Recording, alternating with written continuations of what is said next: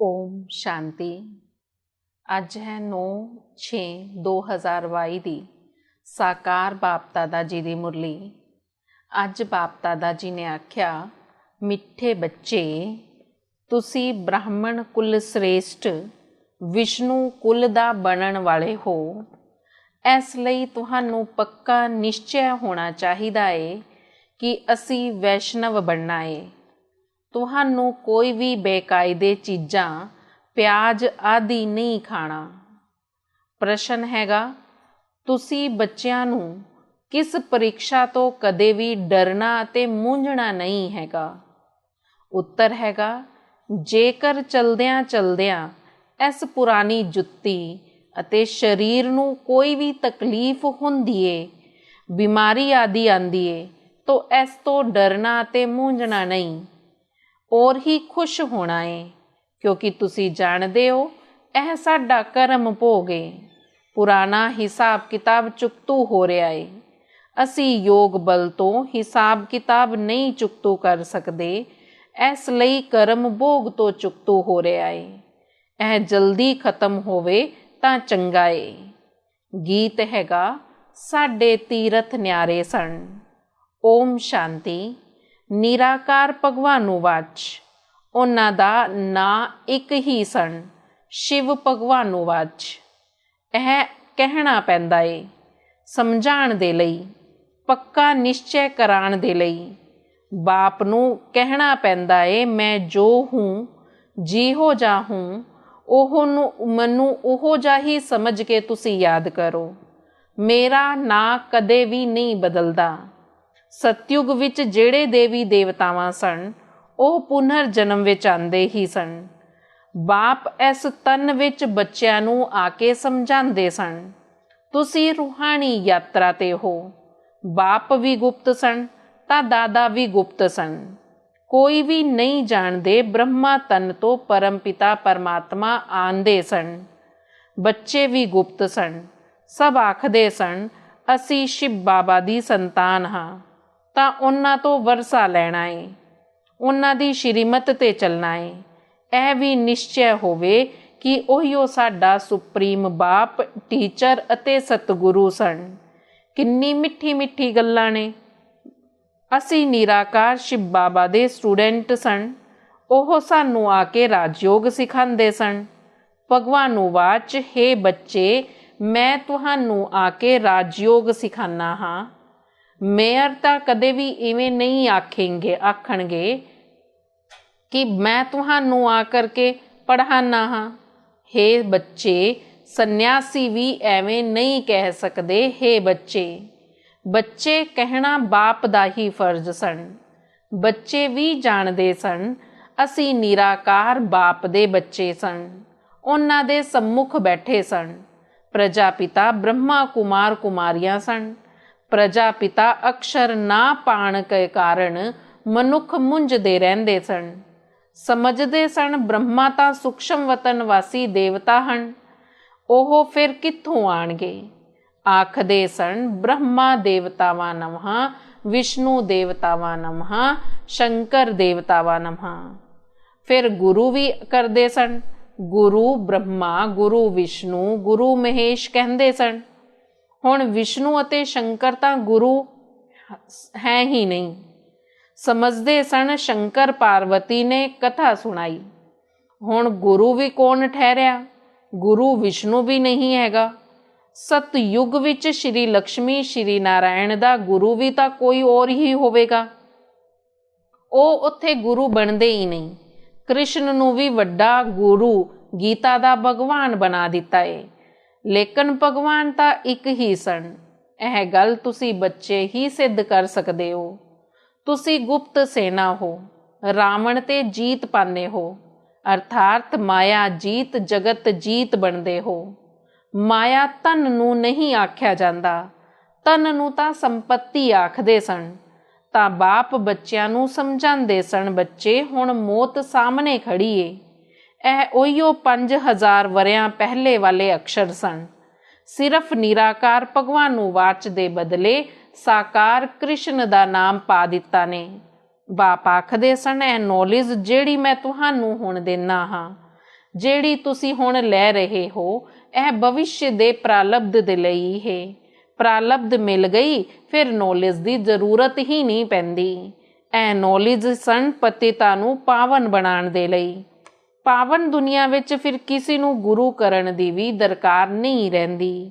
ਵਾਸਤਵ ਵਿੱਚ ਗੁਰੂ ਤਾਂ ਇੱਕ ਹੀ ਪਰਮ ਪਿਤਾ ਪਰਮਾਤਮਾ ਨੂੰ ਹੀ ਆਖਦੇ ਸਨ, ਪੁਕਾਰਦੇ ਵੀ ਸਨ, ਹੇ ਪਤਤ ਪਾਵਨ ਆਓ ਆ ਕੇ ਸਾਨੂੰ ਪਾਵਨ ਬਣਾਓ। ਸਮਝਾਉਣਾ ਤੇ ਚਾਹੀਦਾ ਏ ਨਾ। ਉਹੀਓ ਸੁਪਰੀਮ ਗੁਰੂ ਸਨ, ਸਰਵ ਦਾ ਸਦਗਤੀ ਦਾਤਾ ਉਸ ਨੂੰ ਹੀ ਆਖਦੇ ਸਨ।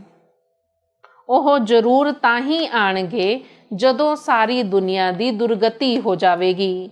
ਫਿਰ ਸ਼ੀਰ ਸਾਗਰ ਸੁਖ ਸਾਗਰ ਵੀ ਵਿਖਾਉਂਦੇ ਸਨ ਵਿਸ਼ੇ ਵਿਤਰਨੀ ਨਦੀ ਤੋਂ ਪਾਰ ਕੀਤਾ। ਹੁਣ ਇਹ ਸਾਰੀ ਦੁਨੀਆ ਵਿਸ਼ੇ ਵਿਤਰਨੀ ਨਦੀ ਬਣ ਪਈ ਏ। ਵਿਸ਼ਨੂੰ ਸ਼ੀਰ ਸਾਗਰ ਵਿੱਚ ਰਹਿਣਗੇ ਤਾਂ ਜ਼ਰੂਰ ਉਹਨਾਂ ਦੇ ਬੱਚੇ ਵੀ ਤਾਂ ਉਹਨਾਂ ਦੇ ਨਾਲ ਹੀ ਰਹਿਣਗੇ। ਹੁਣ ਤੁਸੀਂ ਬ੍ਰਾਹਮਣ ਕੁਲ ਦੇ ਹੋ, ਫਿਰ ਤੁਸੀਂ ਵਿਸ਼ਨੂੰ ਕੁਲ ਦੇ ਬਣੋਗੇ। ਉਹ ਕੰਪਲੀਟ ਵੈਸ਼ਨਵ ਸਨ। ਦੇਵਤਾਵਾਂ ਦੇ ਅੱਗੇ ਕਦੇ ਵੀ ਕੋਈ ਬੇਕਾਇਦੇ ਚੀਜ਼ਾਂ ਨਹੀਂ ਚੜਾਉਂਦੇ। ਬੇਕਾਇਦੇ ਚੀਜ਼ਾਂ ਪਿਆਜ਼ ਆਦਿ ਨੂੰ ਰੱਖਦੇ ਸਨ। ਫਿਰ ਤੋਂ ਇਹੋ ਜਿਹਾ ਦੇਵਤਾ ਬਣਨਾ ਹੈਗਾ ਤੇ ਇਹ ਬੇਕਾਇਦੇ ਜਿਹੜੀਆਂ ਚੀਜ਼ਾਂ ਸਨ ਇਹਨਾਂ ਨੂੰ ਨਹੀਂ ਖਾਣਾ। ਇਹ ਸਨ ਸੰਗਮ ਯੁੱਗ। ਸਮਝਾਇਆ ਗਿਆ ਹੈ ਤੁਸੀਂ ਬ੍ਰਾਹਮਣ ਹੀ ਸੰਗਮ ਤੇ ਹੋ, ਬਾਕੀ ਤਾਂ ਸਾਰੇ ਕਲਯੁਗ ਵਿੱਚ ਸਨ। ਜਦੋਂ ਤੱਕ ਬ੍ਰਾਹਮਣ ਨਾ ਬਣੇ ਤਬ ਤੱਕ ਕੁਝ ਵੀ ਸਮਝ ਨਾ ਸਕਣ। ਬਾਪ ਆਖਦੇ ਸਨ ਮੈਂ ਕਲਪ ਦੇ ਸੰਗਮ ਯੁੱਗ ਵਿੱਚ ਆਨਾ ਹਾਂ। ਉਹੀ ਸਮਝਾਉਂਦੇ ਸਨ। ਔਰ ਕੋਈ ਤਾਂ ਸਮਝਾ ਵੀ ਨਾ ਸਕਣ ਕਿ ਇਹ ਸੰਗਮ ਯੁੱਗ ਚੱਲ ਰਿਹਾ ਏ, ਦੁਨੀਆ ਬਦਲਣ ਵਾਲੀ ਏ। ਗਾਉਂਦੇ ਵੀ ਸਨ ਪਰੰਤੂ ਕਿਵੇਂ ਬਦਲੇਗੀ ਇਹ ਨਹੀਂ ਜਾਣਦੇ। ਐਵੇਂ ਹੀ ਸਿਰਫ ਮੁਖ ਤੋਂ ਆਖ ਦਿੰਦੇ ਸਨ। ਤੁਸੀਂ ਹੁਣ ਚੰਗੀ ਤਰ੍ਹਾਂ ਸਮਝਦੇ ਹੋ ਸ਼੍ਰੀਮਤ ਤੋਂ ਚੱਲਣ ਤੇ ਹੀ ਅਸੀਂ ਸ੍ਰੇਸ਼ਟ ਬਣਾਂਗੇ। ਬਾਪ ਨੂੰ ਯਾਦ ਕਰਨਾ ਏ। ਦੇਹ ਸਹਿਤ ਦੇਹ ਦੇ ਸਾਰੇ ਸੰਬੰਧਾਂ ਨਾਲ ਬੁੱਧੀ ਦਾ ਯੋਗ ਤੋੜ ਕੇ ਇੱਕ ਬਾਪ ਜੀ ਨੇ ਨਾਲ ਜੋੜਨਾ ਹੈ। ਬਾਪ ਦੇ ਬਗੈਰ ਤਾਂ ਕੋਈ ਹੋਰ ਇਹ ਨਾਤਾ ਜੋੜ ਨਾ ਸਕੇ। ਬਾਪ ਨੇ ਬਗੈਰ ਸਰੀਰ ਭੇਜਿਆ ਸੀ, ਹੁਣ ਫਿਰ ਐਵੇਂ ਹੀ ਵਾਪਸ ਜਾਣਾ ਏ। ਇੱਥੇ ਤਾਂ ਅਸੀਂ ਪਾਰਟ ਵਜਾਉਣ ਦੇ ਲਈ ਆਉਂਦੇ ਹਾਂ। ਪਾਰਟ ਵਜਾਉਣ ਦੇ ਲਈ ਫਿਰ ਸਰੀਰ ਮਿਲਦਾ ਏ। ਬਾਪ ਜੀ ਨੂੰ ਭੁੱਲਣ ਦੇ ਕਾਰਨ ਹੀ ਮਾਇਆ ਚਮਾਟ ਮਾਰਦੀ ਏ। ਇਹ ਵੀ ਖੇਡ ਹੈਗਾ। ਅੱਲਾ ਅਵਲਦੀਨ ਦਾ ਵਿਖਾਉਂਦੇ ਸਨ ਨਾ। ਅੱਲਾ ਨੇ ਅਵਲ ਧਰਮ ਸਥਾਪਨ ਕੀਤਾ, ਠੱਕਾ ਕੀਤੀ ਔਰ ਬਹਿਸ਼ਤ ਮਿਲ ਗਿਆ। ਇਹ ਧਰਮ ਕੌਣ ਸਥਾਪਨ ਕਰ ਰਹੇ ਸਨ? ਅੱਲਾ ਨੇ ਪਹਿਲਾ ਨੰਬਰ ਧਰਮ ਸਥਾਪਨ ਕੀਤਾ। ਹਾਤਮ ਤਾਈ ਦਾ ਵੀ ਖੇਡ ਵਿਖਾਉਂਦੇ ਸਨ। ਮੁਖ ਵਿੱਚ ਮਲੋਹਰਾ ਪਾਣ ਨਾਲ ਮਾਇਆ ਨਹੀਂ ਆਂਦੀ। ਜੇ ਕੱਢ ਦਿੱਤਾ ਤੇ ਫਿਰ ਮਾਇਆ ਆ ਜਾਂਦੀ ਏ। ਤੁਹਾਡਾ ਵੀ ਇਹੀਓ ਹਾਲ ਹੋ ਗਿਆ ਏ। ਬਾਪ ਨੂੰ ਭੁੱਲ ਕੇ ਬਾਕੀ ਸਾਰਿਆਂ ਨੂੰ ਯਾਦ ਕਰਦੇ ਰਹਿੰਦੇ ਸਨ।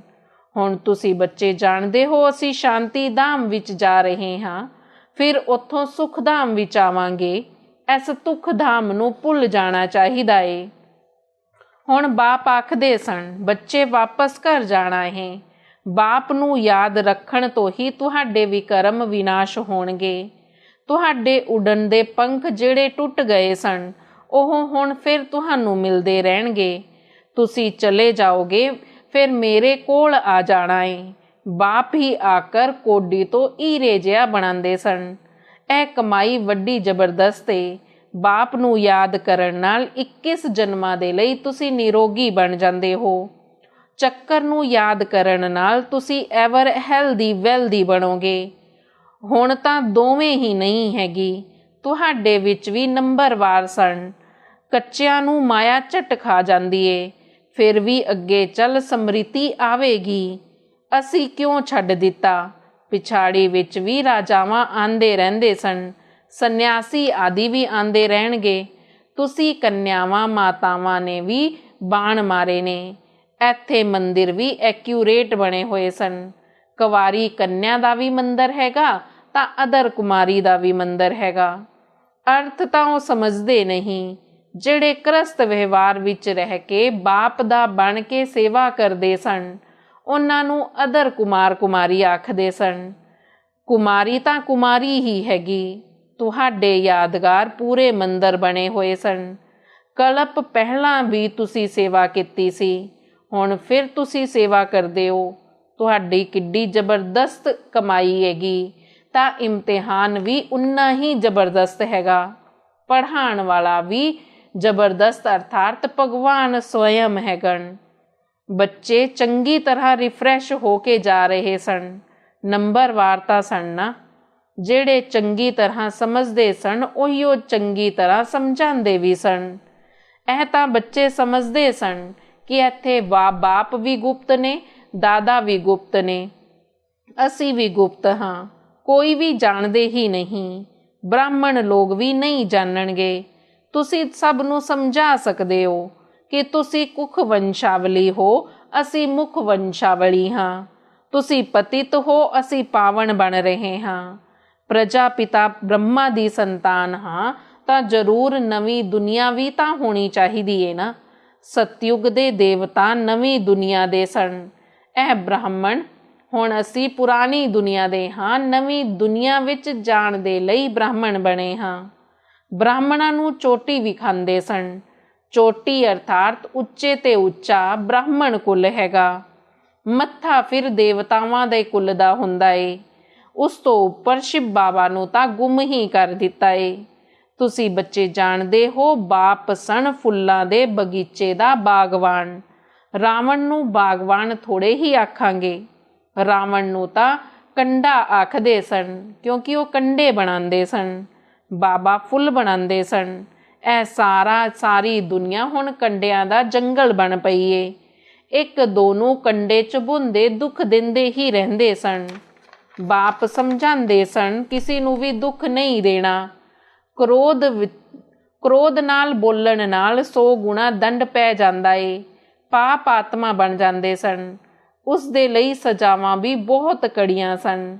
ਬੱਚਾ ਬਣ ਫਿਰ ਔਰ ਵੀ ਕਰਮ ਕੀਤਾ ਤਾਂ 100 ਗੁਣਾ ਦੰਡ ਪੈ ਜਾਵੇਗਾ। ਇਸ ਲਈ ਜੇਕਰ ਹਿੰਮਤ ਹੈਗੀ ਤਾਂ ਸ਼੍ਰੀਮਤ ਤੇ ਚੱਲੋ। ਨਰ ਤੋਂ ਨਾਰਾਇਣ ਬਣਨਾ ਏ। ਐਵੇਂ ਨਹੀਂ ਅੱਛਾ ਪ੍ਰਜਾ ਮਿਲੇ ਤੇ ਪ੍ਰਜਾ ਹੀ ਸਹੀ। ਨਹੀਂ, ਬਾਪ ਰਾਜਾ ਬਣਾਉਣ ਆਏ ਸਨ। ਇਹ ਵੀ ਬਹੁਤ ਵੱਡੀ ਮਾਲਾ ਏ। ਮਾਰਜਨ ਹੈਗਾ ਜੇ ਅਗਰ ਹੈਗੀ, ਇਸ ਵਿੱਚ ਹਾਰਟ ਫੇਲ ਨਹੀਂ ਹੋਣਾ ਹੈਗਾ, ਗਿਰਨਾ ਨਹੀਂ ਹੈਗਾ। ਸੰਭਲ ਕੇ ਚੱਲਣਾ ਏ, ਨਹੀਂ ਤਾਂ ਹਾਰਟ ਫੇਲ ਹੋ ਜਾਣਗੇ। ਸ਼ਿਵ ਬਾਬਾ ਤੋਂ 1 ਸੈਕਿੰਡ ਵਿੱਚ ਜੀਵਨ ਮੁਕਤੀ ਪਾਉਣ ਦੀ ਇਹ ਇੱਕ ਹੀ ਹੱਟੀ ਹੈਗੀ। ਅੱਛਾ, ਮਿੱਠੇ ਮਿੱਠੇ ਸਿਕਿਲ ਦੇ ਬੱਚਿਆਂ ਪ੍ਰਤੀ ਮਾਤ ਪਿਤਾ ਬਾਪ ਦਾਦਾ ਜੀ ਦਾ ਯਾਦ ਪਿਆਰ ਅਤੇ ਗੁੱਡ ਮਾਰਨਿੰਗ।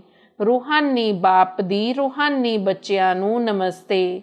ਰੂਹਾਨੀ ਬੱਚਿਆਂ ਦੀ ਰੂਹਾਨੀ ਬਾਪ ਦਾਦਾ ਜੀ ਨੂੰ ਦਿਲ ਅਤੇ ਜਾਨ, ਸਿੱਖ ਅਤੇ ਪ੍ਰੇਮ ਨਾਲ ਨਮਸਤੇ ਨਮਸਤੇ ਨਮਸਤੇ ਜੀ।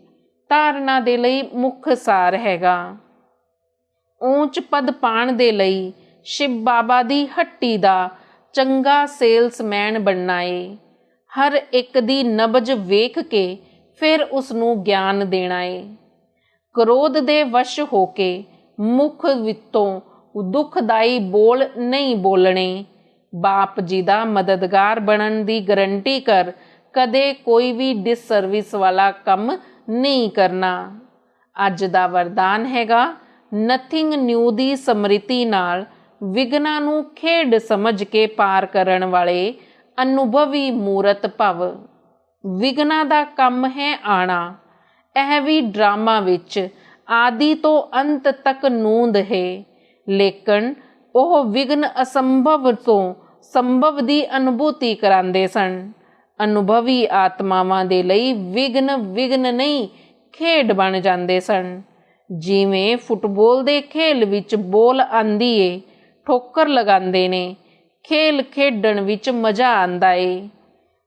ਐਵੇਂ ਨਹੀਂ ਇਹ ਵਿਘਨਾਂ ਦਾ ਖੇਲ ਹੁੰਦਾ ਹੀ ਰਹੇਗਾ।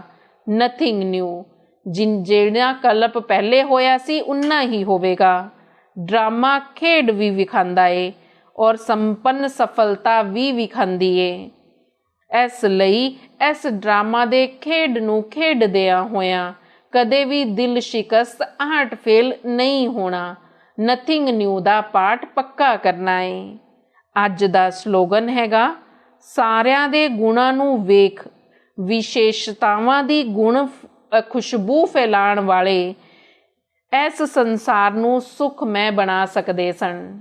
ਸਾਰਿਆਂ ਦੇ ਗੁਣਾਂ ਨੂੰ ਵੇਖ ਕੇ ਵਿਸ਼ੇਸ਼ਤਾਵਾਂ ਦੀ ਖੁਸ਼ਬੂ ਜਿਹੜੇ ਫੈਲਾਉਂਦੇ ਸਨ, ਉਹੀਓ ਇਸ ਸੰਸਾਰ ਨੂੰ ਸੁਖਮੈ ਬਣਾ ਸਕਦੇ ਸਨ। ਓਮ ਸ਼ਾਂਤੀ।